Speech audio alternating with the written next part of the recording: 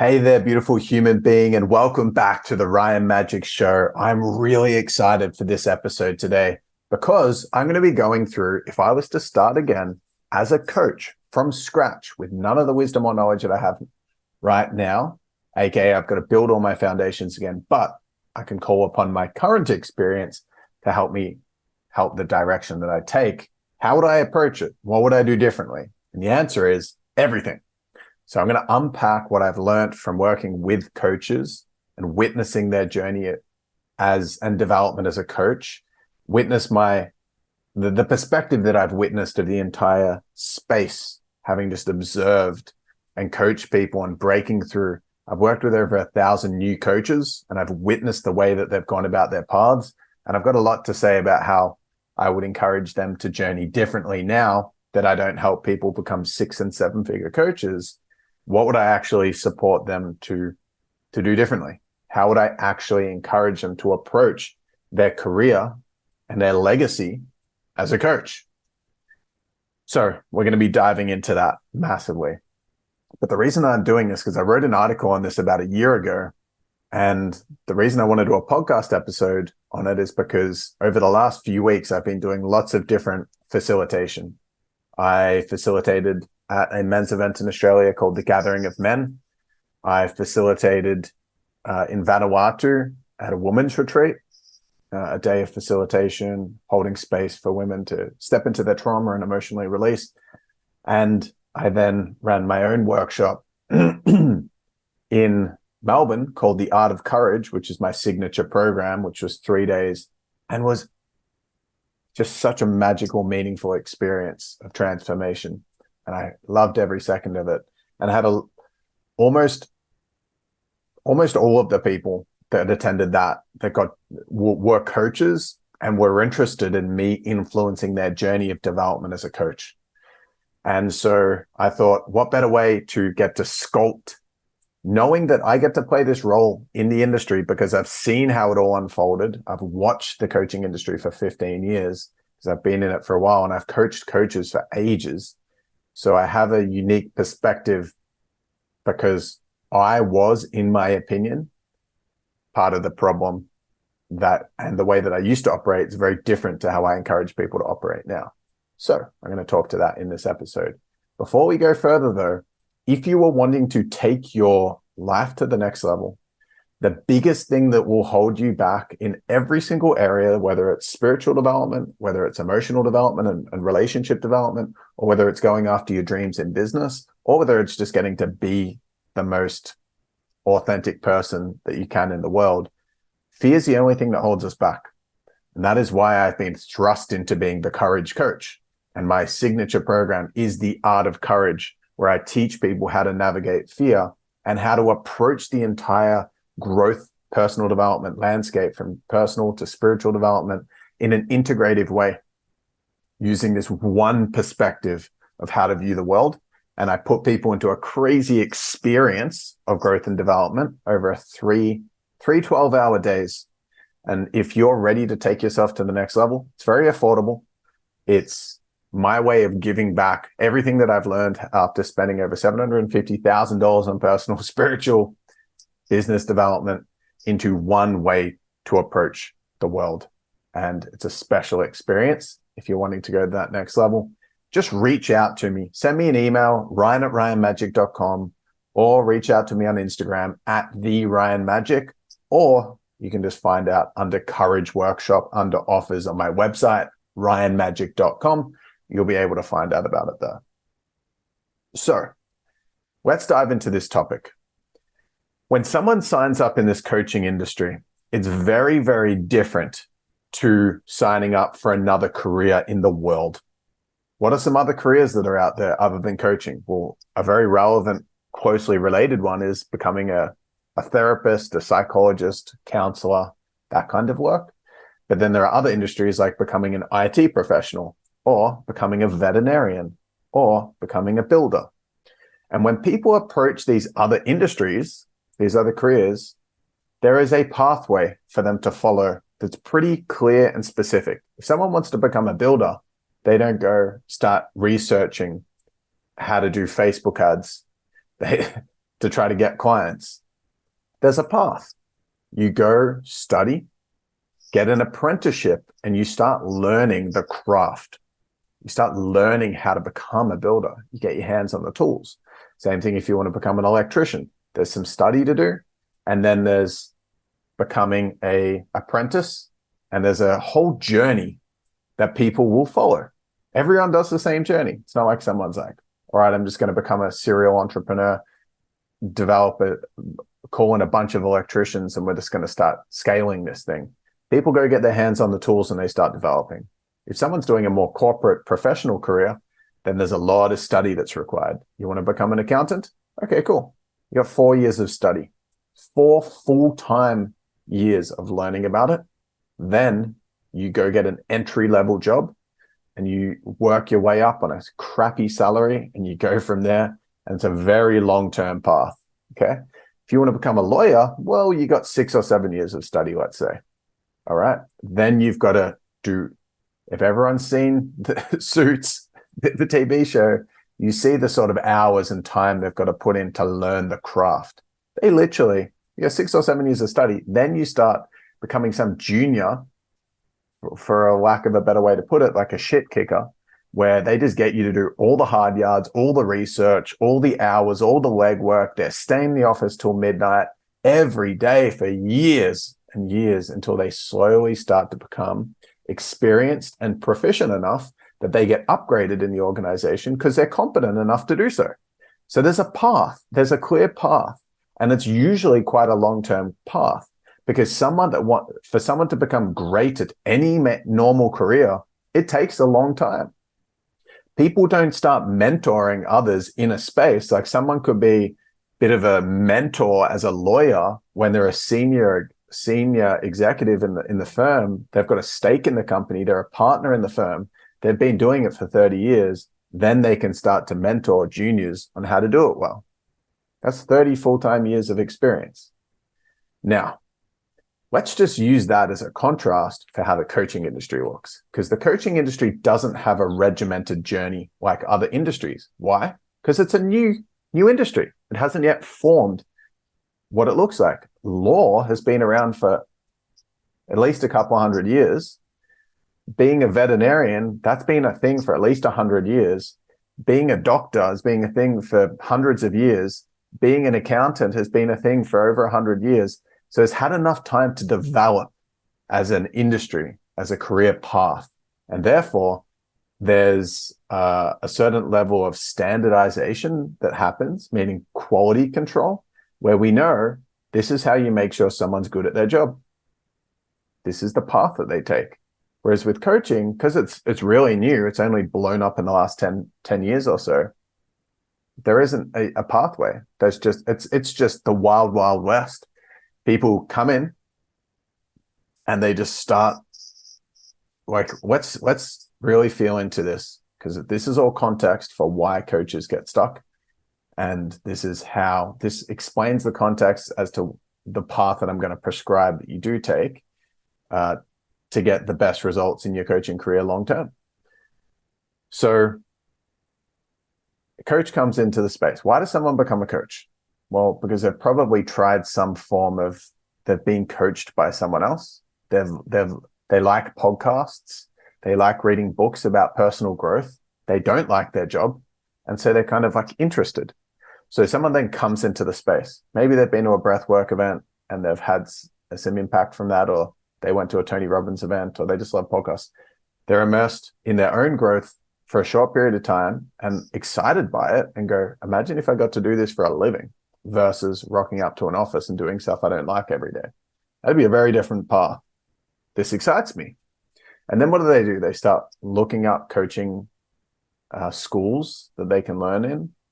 They start seeing ads. Now they're talking about becoming a coach. There's a lot of ads on Facebook that get shown their way. And every man and woman and their dog have a coaching certification course. So you can just go in, you start seeing ads. Oh my gosh, become a coach in 3 months for only $2,997. You become a coach, start making good money as a coach and do my certification. It's 10 grand. It's 3 months, 6 months. And then boom, you're in the space. But what they're instantly bombarded with is the idea of making money as a coach. That's the thing that grabs our attention most, because most people don't like their jobs. The objection that they have to doing their own thing is, oh my gosh, how am I going to make that work financially? And then they get excited by the idea of, oh my gosh, I can make a full-time living being a coach. I could make $250,000 a year working on my own terms. I don't have a boss. I don't have to do this thing I don't like anymore. And I can do it in the area of interest I have, which is personal development. This is freaking amazing. And they get excited by it. The problem with this is that the main messages that they are seeing for ages and ages and ages is the amount of money they can make as a coach. So there's such a big focus on the financial expectations that someone should have going into the coaching industry. That's what they're exposed to very quickly. It's all about this much money, this much money, this much money. Because marketing and sales becomes effective when you sell people in response to their problems. You solve their problems with the sales pitch or the marketing message. And the main problem that people have, or the fears that they have, is around not making enough money. So the most effective ads that get the best financial return for the advertiser, which is the coaching schools, is make the most money. So that's what's thrown around everywhere. I've made this much money, this much money, this much money. And then if you're just like participating in the coaching industry as someone that follows coaches and stuff like that, you're seeing the testimonials. This person made $30,000 in 30 days. This person made $100,000 in 6 months. This person made $1 million in 12 months. And you're being bombarded with those messages. I used to put all those ads out there because I have actually helped heaps of people make $100,000 in 30 days and blah, blah, blah. Because it's possible to go haywire for a period of time and make some super premium sales. And this is the problem, that it then becomes focused around the money. Now, if you approach becoming a veterinarian, you go to uni, there's no thought of the money. You're not bombarded with ads on make $500,000 as a veterinarian, $100,000 as a veterinarian. What's the focus on? The focus is on passing your next exam, practicing, learning, skill development, understanding, theory, study, exams. You're just improving, at least theoretically. I'm not a massive fan of the way the university system works, to be clear, but there's a lot of time and effort that's put into building competency before the journey even really starts. Yeah, 5 years, 6 years, 7 years. It's crazy. Whereas in coaching, you're just interested in it. Well, within 2 or 3 days, you start getting bombarded with 6-figure this, $500,000 this, $1 million this, 7-figure this. Get a bunch of clients online, freedom lifestyle, etc. So that's what people are focused around. Just understand that. That's being put into the conditioning. So you're approaching this career as a coach and you're bombarded with messages around making a bunch of money. So now I'm going to contrast that with becoming a clinical psychologist. If you want to become a clinical psychologist, you don't start seeing ads saying 6-figure clinical psychologist, $250,000, 7-figure clinical psychologist.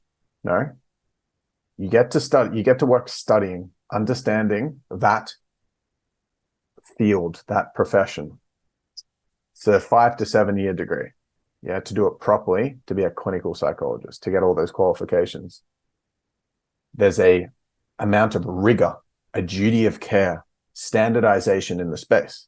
Now, I don't think it's the most effective way. Like, I know clinical psychologists, I've got friends that are clinical psychologists who now coach and they do things differently. They don't think it's the best path, but there's a lot to be learned from it. If someone does clinical psychology, they have to, before they get their qualification, I really want you to hear this because it's probably the most important thing I'm going to say in this whole episode. They have to do 2,000 supervised hours before becoming qualified. I'm going to say that again. To become a clinical psychologist, they have to do 2,000 supervised hours before getting qualified, before even thinking about the finances. 2,000.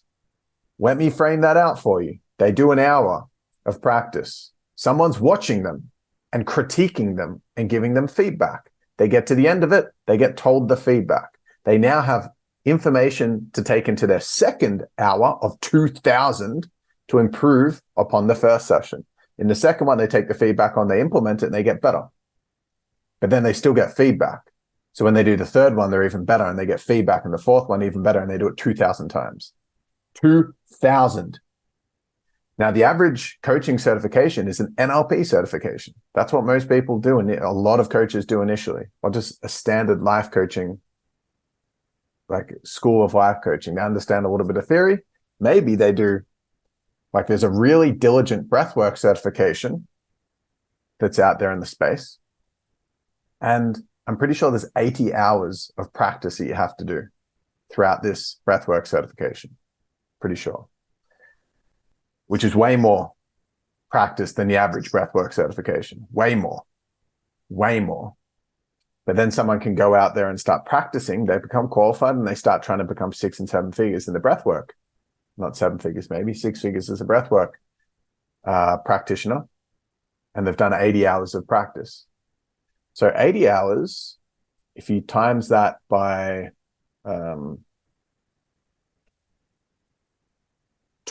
20, you're at 1,600. So you times that by another 5. So it's like 25 times as much practice as the most rigorous breathwork certification. And you've got clinical psychology. And that's before they even start thinking about the money side of it. They're expecting not to make any money. If you want to become a clinical psychologist, you're expecting, I ain't going to make a cent from this for 8 years. So what do they have to do? They've got to get part-time jobs to survive in the meantime. They've got to do other things to monetize it, right? Because they know I've got a solid 6, 7, 8 years before I start making a cent from this. What do I have to do? I've got to practice like a bloody psychopath for a ton of time to even start my journey. And then if someone's been practicing clinical psychology for 10, 20 years, they've got 20,000, they've done over 10,000 hours of it. Now, if you pull 100 random, if you go to a Facebook group that's called 6-Figure Coaches, and it's someone that's trying to help coaches get to 6 figures, and you just take out a random 100 coaches from that space, excuse me, you're going and you ask them, how many hours of coaching have you done? And there will probably be less than 5 out of the 100 that have done more than 100 hours practice or coaching in general. Okay. And I reckon one would have done more than 1,000. So this is what I believe from my experience being in this space and running a multi-7-figure business, helping coaches, working with over 1,000 of them, that I don't think I knew a single one that had done more than 2,000 hours coaching, if I had to guess. So none of them have done as much as what just the entry-level clinical psychologist has done. So look at the skills gap here. Look at the experience gap. Now, the problem with this then becomes, there's 2 problems. There is a huge amount of pressure that this coach that's come in, they're seeing 6-figure this, 7-figure this.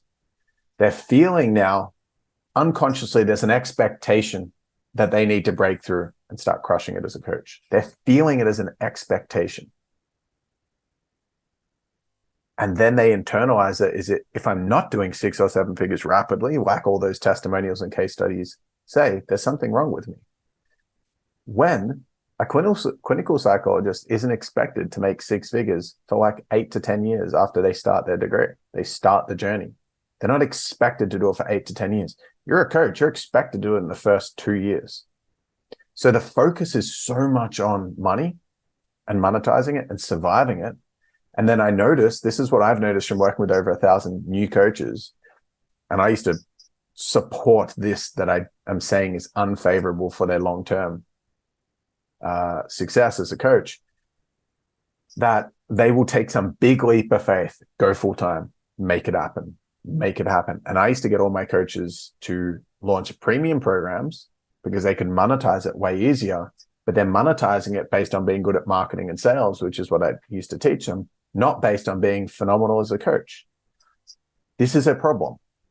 The coaching space celebrates salespeople because the people that thrive quickly, most of the coaches that you see out there that are doing 6-7 figures, they're doing that not because they're good at coaching at all. They're doing it because they're good at marketing and sales. So it's actually got nothing to do with coaching. And then they help other people with marketing and sales because that's how they can also make 6 or 7 figures, when none of it has anything to do with how competent they are as a coach. It's just how competent they are as a marketing and a salesperson. How do I know this? Because this was me. I made multi-7 figures, not because I was a phenomenal coach. I had positive qualities as a coach, which involved being really direct, being able to back myself, speak well, present well, sell well, not because I was good as an actual coach. Yeah.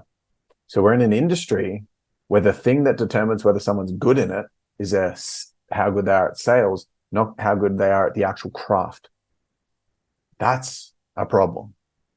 Because then you've got this hollow space where it's very difficult for the consumer to know, hey, which is the best coach, because they're just like getting bombarded with junk mail, with just different ads. And people go with the person that's the best sales wise, which doesn't necessarily, it doesn't have any correlation really to how effective they are as a coach. And when I say coach, I'm just talking about a life coach, a broad coach, a mindset coach, a personal development coach, someone that can help someone improve the quality of their life. So this is the predicament before I get into the solution. The predicament is money focus versus competency development. That's the bind that people find themselves in. Then it's very easy to internalize a lot of pressure.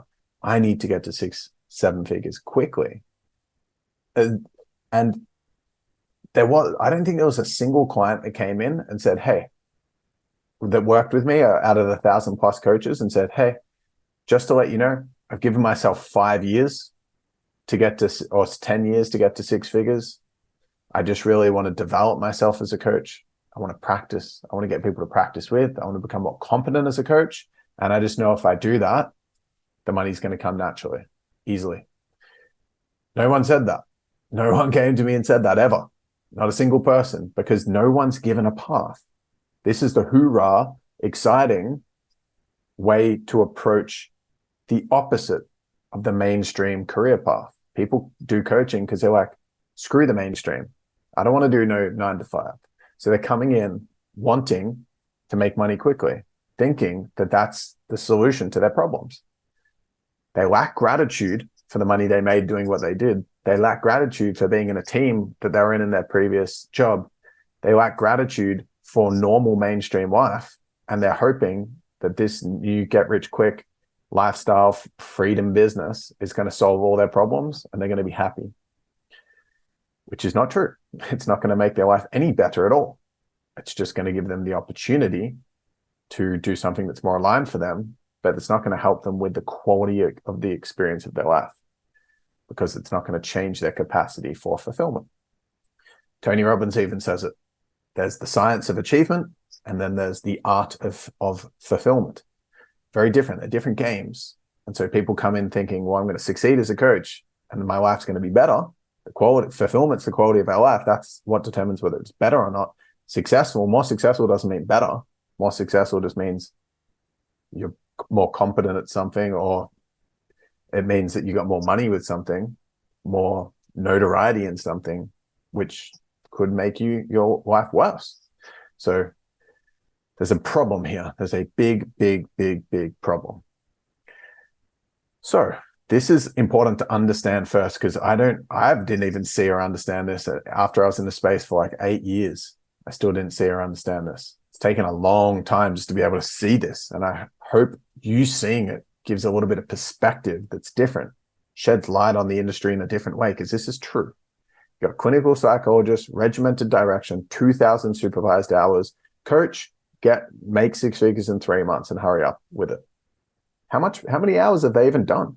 So when I used to coach people, they were always trying to break through financially because they take these big leaps of faith thinking this is going to be my awesome life. My current life sucks. I got to jump into this new life. It's going to be freaking amazing. And they take a big leap of faith and then they're desperately clinging on trying to get through financially. So the focus is so much on monetizing it. It's not on developing themselves as a coach. So people that I've coached and just the average coach in the space might be a coach for, let's say, 2 or 3 years, and they might do like 50 practice hours over 3 years with the few clients that they have while they're trying to take some big leap of faith and make it work in the short term. It's so immature. It's so immature. They lack the substance to be able to make it happen. Because to be a competent coach, to actually be amazing at it. Because if someone's amazing as a coach, clients come easily and effortlessly. Yeah. But you can't become amazing if you're constantly trying to break through with marketing and sales because you're not practicing coaching. You're barely even coaching anyone. You're just trying to practice sales and marketing.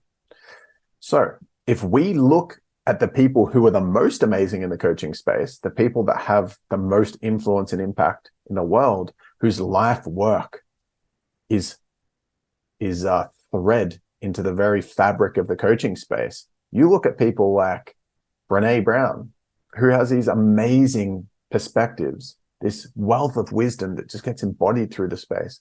You look at people like Peter Levine, who's like changed the way that we look at trauma.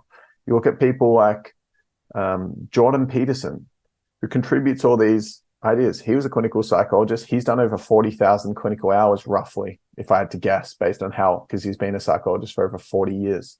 The reason that he's made it big is not because he's good at marketing and sales. It's because he's fucking competent, really competent, right? So this is the invitation I have for you. How do you want to be seen in the space in 40 years, in 20 years time?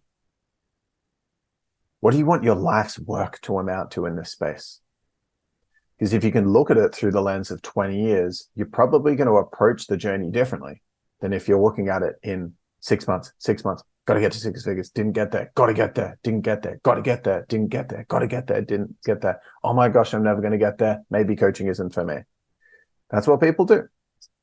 So it's all about just how do I break through quickly financially as a coach and lack the substance. You look at Jordan Peterson, Brene Brown, they both have net worths of several millions of dollars.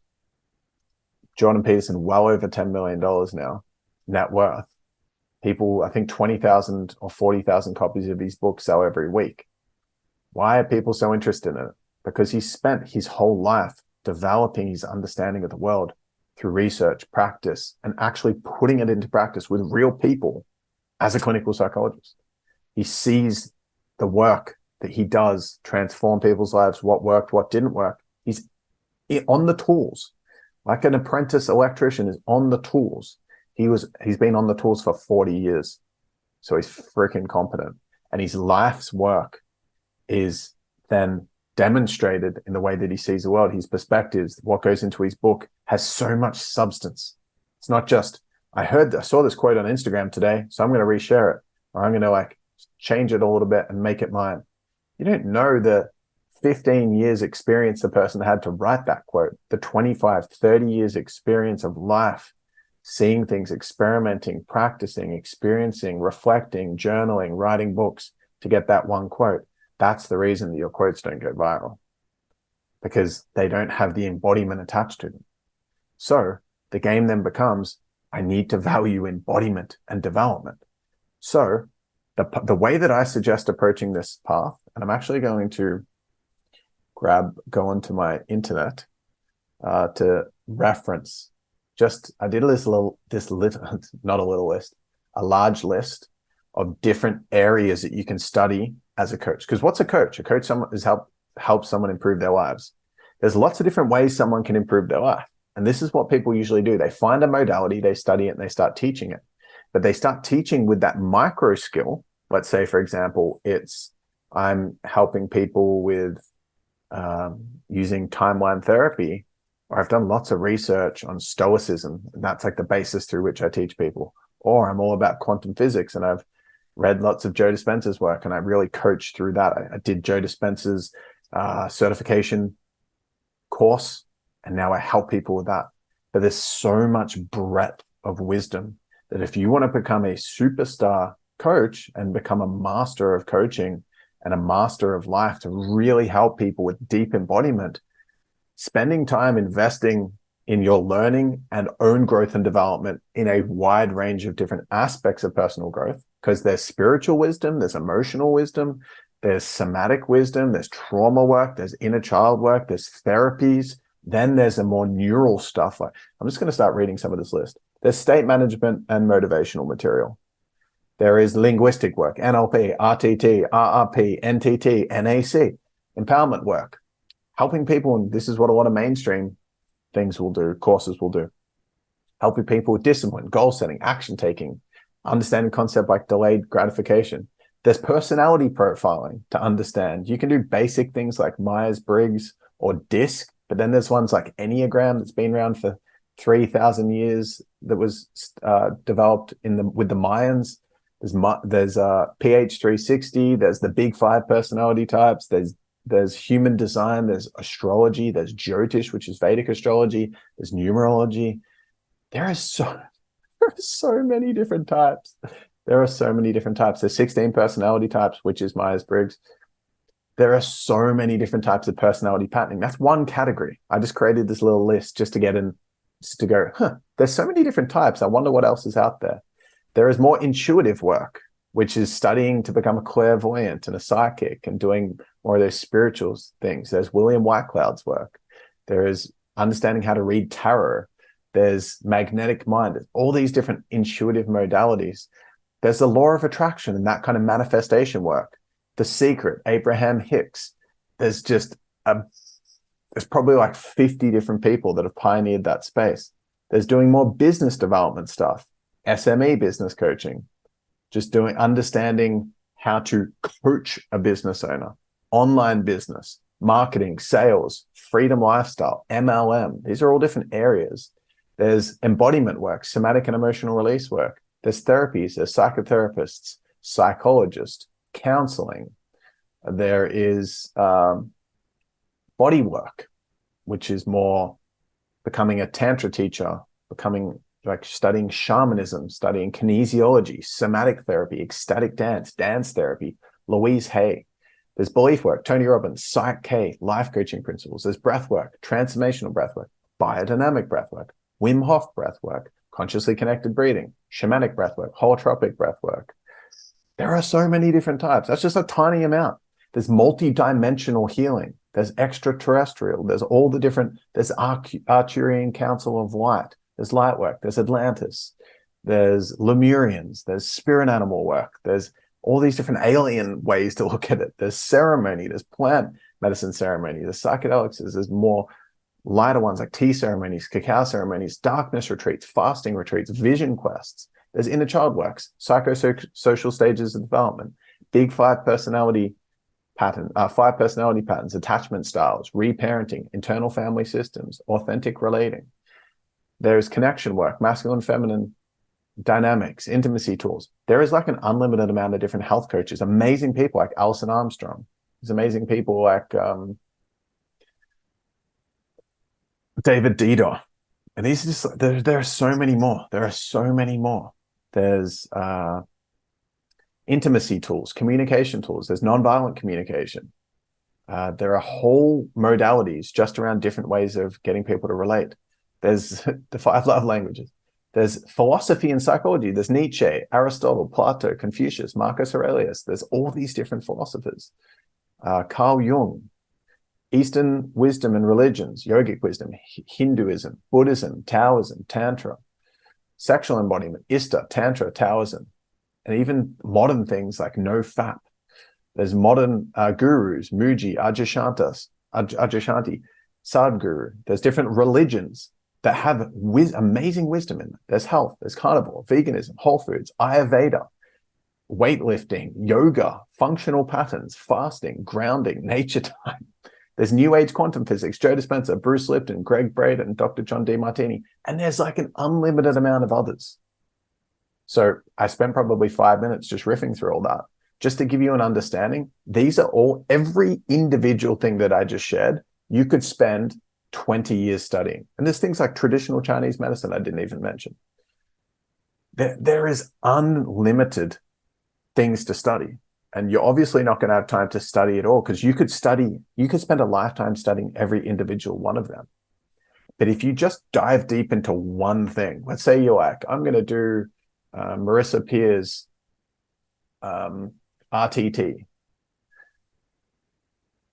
then you do that as a certification, and you just start studying hypnosis, and it's a tiny little aspect of like more linguistic approaching in the mental plane.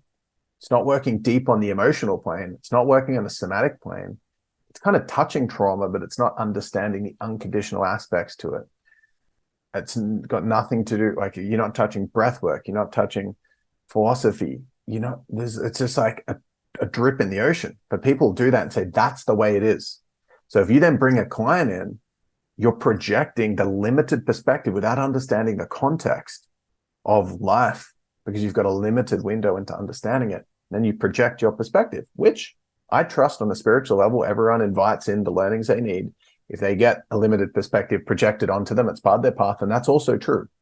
However, I believe that if coaching is a career and accounting is a career, and you need to study and understand the different aspects of becoming an accountant for 4 years, which is a pretty simple thing. It's all about, there's management accounting, and then there's tax accounting, and then it's just understanding the basics around some numbers and business and different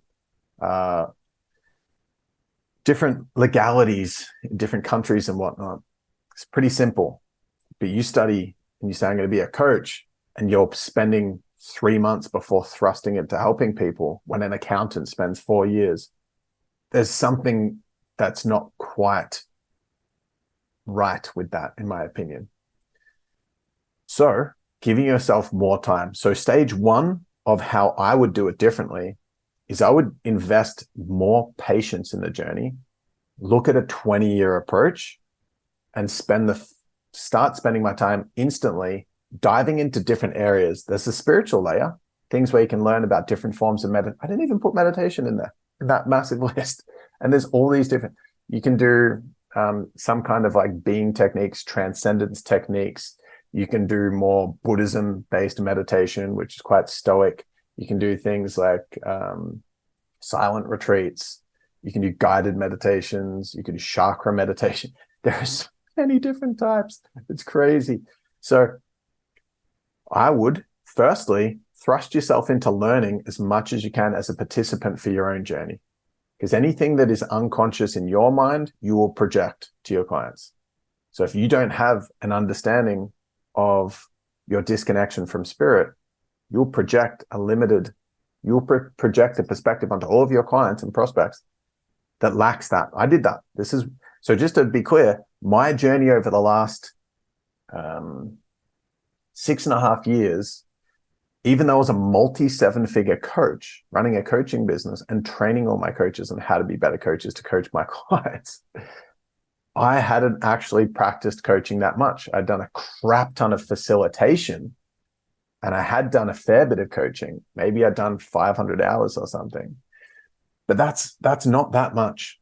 But I'd grown a multi-million-dollar business because I got really good at marketing and sales. And I know that was the premise of what I was teaching. But if I really wanted to make an impact on this earth as a coach, then it would be important for me to understand and have a breadth of wisdom. So what I share goes through the filter and the context, all that context. So it's well-placed advice and perspectives that I was sharing. But I was impacting over 100,000 people through my Facebook page, had over 100,000 likes. And I had massive blind spots on my own deep insecurities, which is okay. You don't have to be perfect. But I was literally trying to prove myself to the world, and I had no idea. And I was projecting that out. I was saying, be successful because your life will be better. That's not true. But I taught that to heaps of people. It was their karma, sure. They attracted me, sure. But if I actually care about making a meaningful difference, then I needed to have a deeper look and start to explore my own deep journey.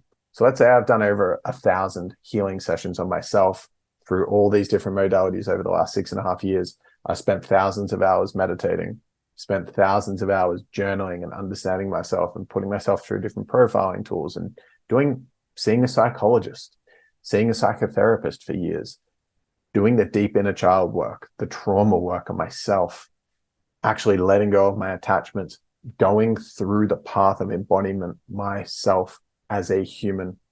And then simultaneously, so that's step one, learn to meditate. Go learn to meditate. See a psychologist. Go see a psychologist. See a therapist. Start doing that work. You want to understand that. There's wisdom in it. It's not the whole answer. Meditation's not the whole answer. Trauma work's not the whole answer. Doing like NLP is not the whole answer. Nothing's the whole answer. So get out there and start trying on the different solutions. Put yourself through that as a participant to understand. Go through and do it yourself and go through it thoroughly, not in a rush. I want to tick off as many of these things as possible, but because you want to develop yourself to become the most empowered, embodied, healthy human you can be. Like I realized I was deeply insecure 5-year-old wearing the mask of being a 25-year-old and as a multi-million-dollar coach, deeply insecure, had all these blind spots, massive control, manipulation in the way that I coached, taught, led, courted, dated, and showed up in a relationship with my family, with my friends, all these blind spots, no idea. And just because I was good at marketing and sales, monetizing things, able to thrive financially, but was I really deeply impacting people? I was changing their life, but was I helping people's life become better? Better being more fulfilled? No, I wasn't. I was helping them destruct areas of their life. I was the manifestation of their insecurities, clinging onto the hopes and dreams that I promised, which I could deliver, but not through making them help people at a deep level, by helping them get better at marketing and sales and growing and challenging themselves. Yes, to be courageous. Yes, to have a crack. And these are amazing qualities to go out there and take action and work hard and go after it. But in terms of actually being able to deeply change people's lives, deeply, no, I actually didn't help them. So nothing against that part of me. I love that part of me. I was doing the best that I could. And anyone else that's doing the same thing, not punishing them or judging them, but bringing in some maturity here and some responsibility of some obvious things that are complete blind spots in the entire space. Most people don't see that the space is so financially driven. In contrast with competency development of any other career path and the rigor and the level of thoroughness that people have to go through in their training and development and experience to then naturally evolve in the space. So if you want to become an amazing coach, your own embodiment, step one. Okay. Secondly to that, and parallel to that, is practice. You can practice, I'd say for the first year, just practice for free. Just help people for free for a year. It's not really that much to ask. Your first year of being a coach, help people for free. And if clinical psychologists, they're going to do that for 5 or 6 years, you can do it for a year. It's not too much to ask. If you do 4 to 10 hours of practice a week with people, that's going to be, I think, 300 to 500, 200 to 500 practice hours in your first year. Now, if you do 200 to 500 practice hours, your level of skills and therefore confidence is going to be massive in your ability to help people. If you put 2 people and we put their paths side by side, one person did 200 to 500 practice hours over their first year. The other person made 5, 10K sales, premium coaching sales to coach people an hour a fortnight and practiced therefore 5 hours a fortnight. So practiced 100 hours or less. I would say that the person that's done 500 hours versus 50, 100 hours is going to be significantly better off. And the chance of someone getting $5,000, $10,000 clients is super small anyway. So you are so much better off just practicing for your first year. Then after the first year, start charging $50 a session, up between $50 and $200 a session. And then just as you get better, as people start coming back, referring people, up your prices as your demand is there. Do 10, 20 hours of coaching a week. Let's say 8 to 20 hours. If you can, when you're practicing, record every session. Get permission from the person you're doing the session with. Hey, I record this for my own development. And so you can go back and re-listen to the session, record it, and then go back and watch yourself. You're going to get huge revelations from that. See how you actually sound. Witness how your own patterns influence your capacity to coach. Are you being a pleaser throughout the sessions? Are you attempting to be a good coach and you're not present and you're not there? Are you following a script because you studied NLP and you're following the script, but what's needed is something different and you couldn't go off the script and you weren't able to see it because you're so in the script? Are you missing out on the fact that emotionally there's a lot going on, but you're staying in the intellect? Are you just covering the emotional, but you're not getting your person to stay clear to their goals and actually take action? You're lacking accountability. What's going on? You're going to be able to see it clearly when you look back at the footage, and then you get to, like a clinical psychologist would do, you don't have to emulate it directly, but there's things to learn. You can be your own supervisor, giving feedback by rewatching your sessions. And if you're doing 10 hours a week, it's plenty of time to rewatch sessions, go, how do I want to improve next week in my sessions or next session? Then watch the recording. How do I want to improve next time? So that is what I would do. Keep practicing, then keep training and developing, learn different skills, study different modalities, give yourself time. If you've got 10 clients paying you $100 a session, you're making $1,000 a week. If you're charging $200 a session and you got 20 clients, you're making $4,000 a week. So you can make between $50,000, $200,000 a year just by being a solid initial newish coach. That is a way more productive path than desperately trying to race to premium programs. You will get there. You can do that. And just to be clear, on my own journey, I am practicing facilitation all the time. I'm practicing my coaching all the time. I'm upskilling all the time. And I've been doing it for the last 6.5 years. And I'm a pretty amazing coach now, but still perceive myself as having a lot of development to have the opportunity to have. I've done over 1,000 hours of practice over the last 6.5 years. Probably a lot more than that. I haven't counted, but I know that I've done a lot more than that. I know in a 6-month stretch, I did close to 300 hours of practice. So you can easily succeed financially when the focus is not finances and the focus is competency. Shift the focus to competency.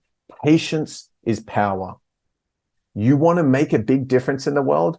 Then become an amazing coach. Develop really well-rounded perspectives.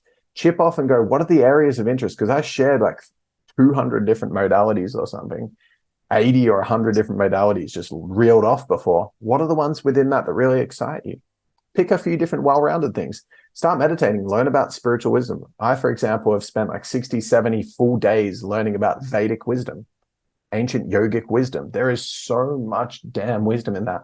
The only book that Gandhi took to prison, the Bhagavad Gita, is the stuff that I've studied, the Vedas, the Bhagavad Gita.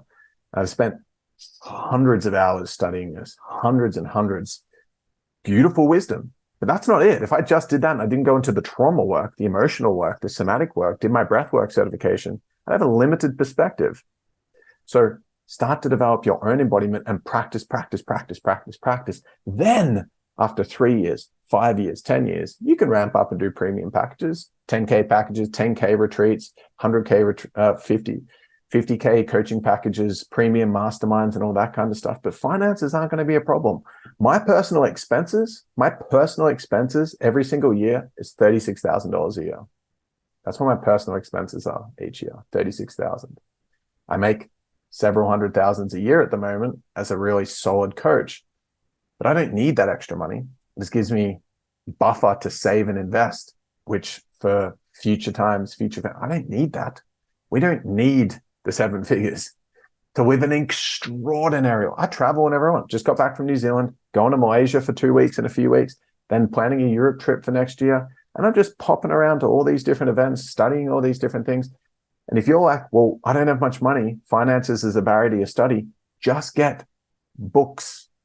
Books are $20. You can find probably ebooks online, secondhand books. It's so cheap to train and develop, to become an amazing coach. You got to set it in. Then, and I might do a separate episode on this.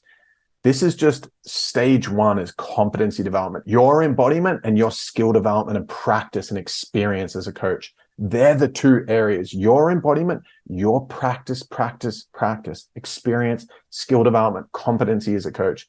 You get those things dialed in over a 3-year, 5-year period, 2-year period, you're going to be a powerhouse. You're going to be light years ahead of the other breathwork facilitators, trauma-informed coaches that are out there, because you're going to actually have been in it and be amazing at what you do. That is where to start. That is where people luck out in this space. So having said that, I teach a integrative solution that I perceive ties all of those modalities into one way to see the world, not one technique, but one perspective on how life works. And I teach it at the Art of Courage workshop. So come along, check that out. But if you have follow-up questions from this, please reach out, ryan@ryanmagic.com. Just send me an email, send me a message on Instagram @TheRyanMagic. But please give yourself time. Don't expect yourself to perform miracles and just be an amazing coach because you know how to market and sell. Don't put the pressure on yourself to break through and make millions of dollars in a couple of years. Just enjoy your life. If you can't enjoy your life without the millions of dollars, are you really that qualified to be helping people improve their life? What, are you going to get all of your clients to desperately need to make millions of dollars to feel okay about themselves? Love your current reality. Love it. Feel grateful for it. And then develop from there. Give yourself time. Love your life. Love it. It's beautiful.